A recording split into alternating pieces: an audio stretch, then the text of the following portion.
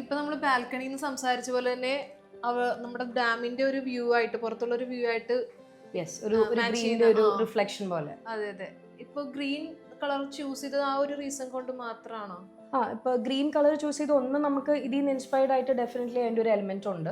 നമ്മളൊരു first impression നമ്മൾ apartment visit ചെയ്യുമ്പോൾ നമുക്ക് ഇതിനെ കുറച്ച് ബ്രൈറ്റ് ആയിട്ട് ചെയ്യാൻ വേണ്ടി തന്നെയായിരുന്നു. സെക്കൻഡ് ഒരു റീസൺ എന്ന് പറഞ്ഞാൽ ഈ ഫ്ലാറ്റ് നമുക്ക് ജസ്റ്റ് ഒരു ഇന്റീരിയർ പ്രോജക്റ്റ് എന്നുള്ള രീതിയിൽ വന്നതല്ല.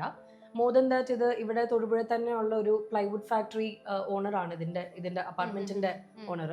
സോ ജോജോ ജോസഫ് അദ്ദേഹം പറഞ്ഞിരുന്ന ഒരു റിക്വയർമെന്റ് എന്ന് പറയുന്നത് അവരുടെ പ്രോഡക്റ്റ് യൂസ് ചെയ്ത് വേണം ഇന്റീരിയർ ചെയ്യാൻ എന്നുള്ളതാണ്. സോ നമ്മൾ അസ്യൂമിങ് ഇതൊരു സാധാരണ ഒരു പ്ലൈവുഡ് ആണെന്നുള്ള രീതിയിൽ ഇത് നമ്മൾ പ്രോജക്റ്റ് സ്റ്റാർട്ട് ചെയ്തത്.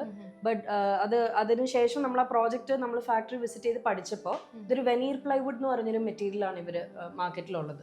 സോ വെനീർ പ്ലൈവുഡിൽ ഒരു സ്പെഷ്യാലിറ്റി എന്ന് പറഞ്ഞാൽ നമുക്ക് അതിനെ സ്റ്റെയിൻ ചെയ്യാൻ പറ്റും. So if you look at the product, നമ്മൾ ടിപ്പിക്കലി കാണുന്ന പോലെ കംപ്ലീറ്റ്ലി പെയിന്റ് ചെയ്ത് ഒരു സിംഗിൾ ഒരു പെയിന്റഡ് ഫിനിഷ് അല്ല അതിൽ വരുന്നത്.